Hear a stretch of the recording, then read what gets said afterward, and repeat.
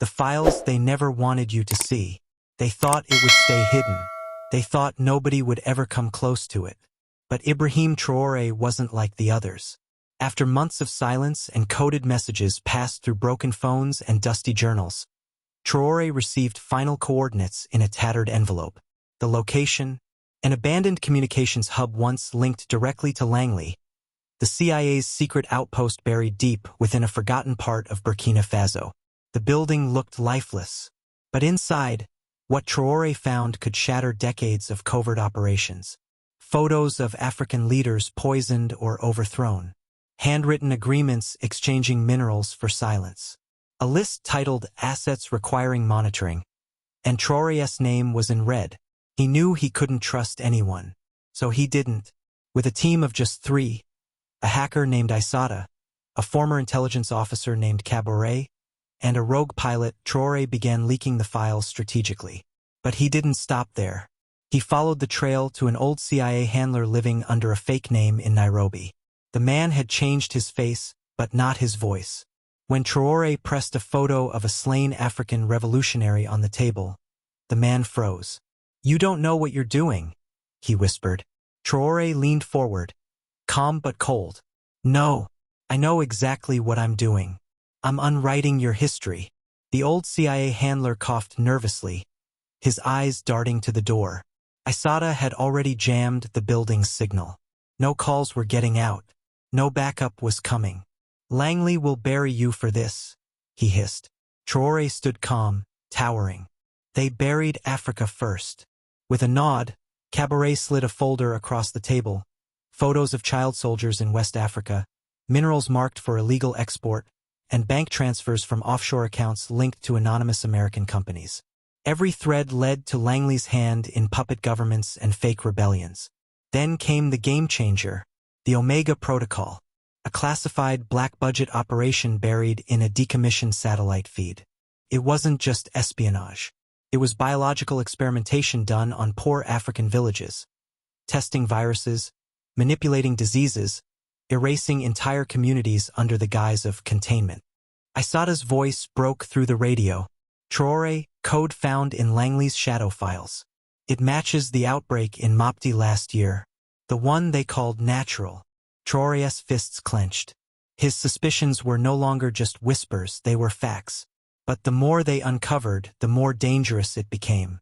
Satellite drones began circling above their known hideouts.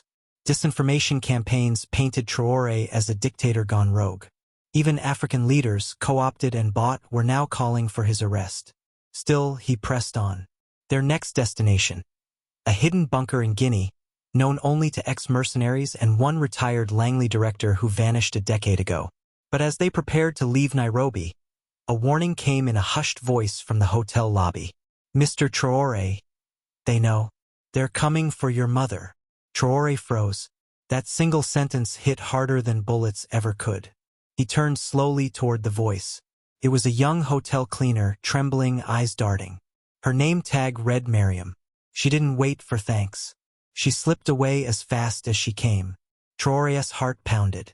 His mother, Awa Traoré, was a retired midwife in a quiet farming village near the Burkina Mali border. She had no guards, no security. Just her medicine bag, a small prayer mat, and her belief that her son was doing God's work. "We move now," Traoré snapped. Amadou rerouted their fake passports and reran identity scramblers. Caboret picked up a backchannel message on an encrypted French military frequency. "Assets secured. Prepare Operation Motherfall."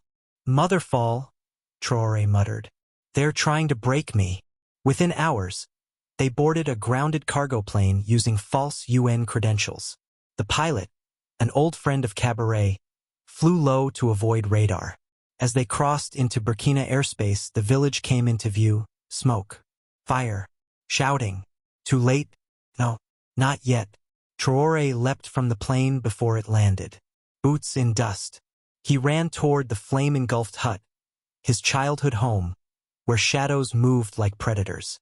From behind a crumbled wall, a small voice called, "Ibrahim, is that you?" It was her, burned but alive. She had hidden in the granary beneath sacks of millet. Traoré pulled her out and covered her with his own jacket. But as he turned to leave, a sharp whistle cut through the night. Sniper. A bullet grazed Cabaret's arm. Then another.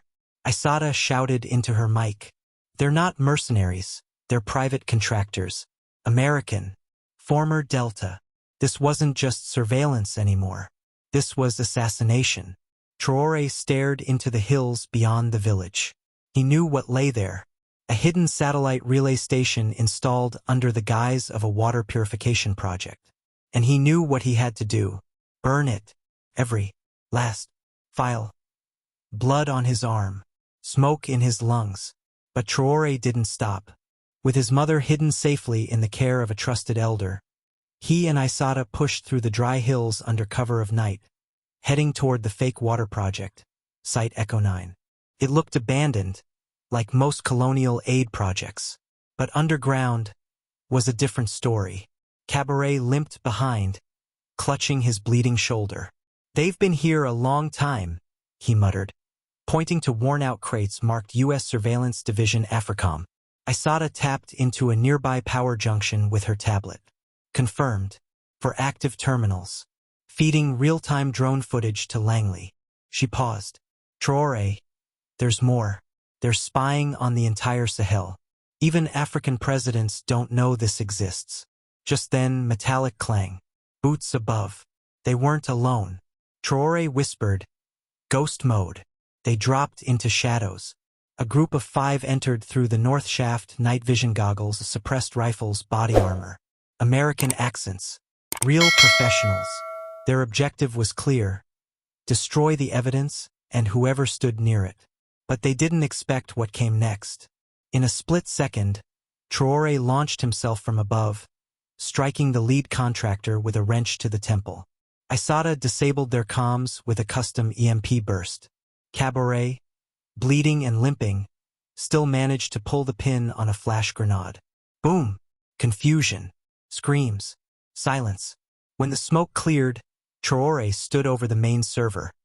A blinking green monster filled with decades of stolen data. Photos, audio, intercepted calls, planted coups, and satellite footage of Black Ops never meant to see daylight. He inserted Aissata's drive. Uploading to the world, she whispered. No, Traoré said. We let them panic first. He copied the files, then rigged the servers with C4. As they escaped into the tunnels, the station burst into flame behind them. A message echoed through a hidden speaker. Low, cold, unmistakably American. You've made this personal, Traoré. And now Langley is activating Phase Black. The tunnel shook behind them as flames swallowed Site Echo 9. Traoré didn't flinch. Cabaret winced but stayed standing. Aissata clutched the hard drive like it was a newborn. Outside, the desert night was quiet. Too quiet. Then Aissata's tablet lit up with a message in red. Phase Black initiated. Target, Traoré, Ibrahim. Status, Global Threat Level 1. Her breath caught. They've just labeled you the #1 threat to Western interests in Africa. Ahead of terrorists. Ahead of cartels. Traoré only said one thing. Good. The next 24 hours were chaos. Western media exploded with lies. Traoré behind military coup in Senegal. Secret biolabs found in Burkina. Traoré involved? U.S. embassies on alert. Traoré may strike again. But what they didn't expect was who joined him next. Colonel Mendy, a Gambian military veteran long thought retired, offered safe airspace. Ngozi Emefiele, a rogue Nigerian intelligence analyst, leaked decades of Langley's interference in ECOWAS elections. Even former UN investigators reached out anonymously, sending maps of other hidden relay stations in Congo, Chad, and Niger. Langley was losing control. And then came the video. Traoré stood in the middle of a burnt-out lab, camera steady, face lit only by firelight.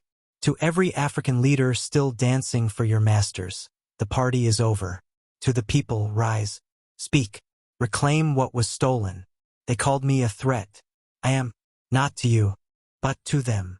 Within hours, the video was viewed 28 million times, then banned, then reposted by millions more. Hashtags like hashtag #AfricaUnchained and hashtag #WhereTraoré began trending worldwide. But something darker was happening beneath it all. ISATA intercepted chatter on a classified NATO channel. They weren't just targeting Traoré anymore. They were activating shadow teams. Contractors with no names, no rules, and no borders. And worse, one of them had just landed in Ouagadougou. And he wasn't there for Traoré. He was there for Awa Traoré. Again, a heavy wind blew across Ouagadougou as the private jet touched down silently under a false tail number. The man who stepped out wore no insignia, no country's badge. Just black boots, black gloves, and a look that said he'd done this too many times before. Codename, Hawthorne XJSOC. Dishonorably discharged for classified reasons. Now Langley's favorite ghost. His mission, not to kill Traoré, to break him. ISATA's eyes scanned the live drone feed she hacked midair. Confirmed, he's here. Shadow Team Alpha. Operatives scattered in 5 countries. But Hawthorne, he's leading this one himself. Traoré's jaw clenched. He turned to Cabaret, who was still nursing his bullet wound. She must be moved. Not hidden. Moved. Now. Cabaret nodded. Already arranged. A convoy is heading east, disguised as a Red Crescent medical unit. She's in the second vehicle. But then ISATA's screen flashed again. Route compromised. Convoy halted. Traoré didn't speak. He just ran. Deep in the Sahel scrubland, the convoy had been stopped at a fake checkpoint, soldiers dressed as ECOWAS peacekeepers. But there were no peacekeepers in the area. That's how they knew. Awa Traoré, calm despite the chaos, looked up at the man in black who opened the door. "You're not African," she said softly. "I don't have to be," Hawthorne replied. He reached for her, but the sound of an engine roared from behind. A motorbike came flying through the scrub, dust everywhere. It was Traoré. He dove off the bike midair, crashing into the fake soldier holding his mother at gunpoint. 3 punches. 1 disarmed. Kick. 2 down. Then he faced Hawthorne. The 2 men circled each other. No introductions. No warnings. Just fists. Steel. Pain. A brutal fight under the African sun. No rules. No mercy. Hawthorne was trained. Fast. Surgical. But Traoré? Traoré fought like a sun protecting the soul of a continent. He took a blade slash to the arm, didn't flinch. He smashed Hawthorne's head against the convoy mirror. Then he said, "Tell Langley. This is just the beginning." And with a final elbow strike, Hawthorne went down, unconscious. But not dead, because Traoré had a better plan. He took Hawthorne's earpiece, stared into the onboard camera, and said, "I'm coming to the heart of it. Next stop, Geneva. Let's talk about your offshore accounts, your biological test labs, and your dirty little secrets under the UN's nose." The private jet touched down quietly at a restricted airstrip just outside Geneva. Not the public airport. Not the diplomatic zone. This one was hidden beneath the cover of a climate research center. But Traoré wasn't here for climate talks. He came for the vaults. The digital ones. The ones that held every secret Langley didn't want the world to know. Using Hawthorne's stolen biometric chip and voice frequency, ISATA breached the outer ring of the Geneva Secure Core, an underground data archive protected by 7 nations, but secretly operated by Western intelligence. "Once we're in," she whispered, "we have 12 minutes before NATO satellites lock us out." Traoré just nodded. He had one goal: find the file marked Operation Candlestorm. That file was the Holy Grail. It detailed how Langley funneled weapons into tribal conflicts, then used the chaos as a reason to mine rare earth minerals, telling the world they were peacekeeping. Named names, CEOs, presidents, aid workers who were really spies, even African leaders who were paid to keep their mouths shut. As Traoré moved through the cold, steel corridors of the Geneva vault, his comms crackled. "Ibrahim, you've been made." For guards heading to Vault 3, heavily armed. 2 drones activated. "I need 4 more minutes," he replied. Suddenly, a loud bang. The main gate blew open. Smoke. Gunshots. Traoré dove behind the terminal station. He pressed a button on his belt. releasing a magnetic field pulse Isata had built. Both drones dropped. Guards screamed in confusion. Cabaret, bleeding but relentless, burst through the side door firing stun rounds. "Get it now, Ibrahim!" he shouted. Traoré grabbed the drive, labeled Candlestorm Toarum, Final Edition, and stuffed it into a lead shield pouch. Then, he looked into the camera of a nearby security drone and said clearly, "I warned you. Africa will no longer be your playground." Explosion. Lights out. Traoré and his team disappeared through the old sewage tunnels, surfacing a mile away, where a waiting refugee transport took them toward Italy. But just before the vault collapsed, a failsafe triggered. The AI defense system began transmitting alerts to Washington, Paris, and London. A new message appeared in red on Langley's top terminal. Traoré has the file.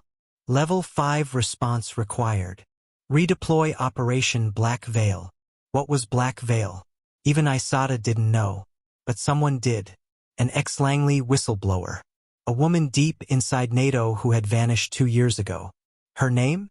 Sophia Langley, the daughter of the very man who started the Candlestorm program. And she had just sent Traoré a message. "If you want the truth, meet me in Istanbul. Come alone. Or don't come at all."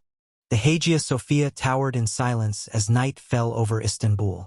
The city buzzed with tourists, lights, and merchants. But Traoré wasn't here for the beauty. He arrived alone, unarmed, blending in with a worn jacket and a scarf to hide his face. Isata and Cabaret stayed back, tracking signals from afar.